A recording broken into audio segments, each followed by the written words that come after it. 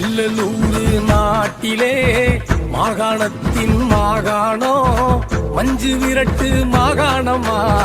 உறங்கான்பட்டி மாகாணம் மஞ்சு விரட்டு மாகாணமா உறங்கான்பட்டி மாகாணம் நாடு எல்லாம் சொல்லுதே நல்லதொரு மாகாணம் ஊரு எல்லாம் சொல்லுதே உறங்கான்பட்டி மாகாணம்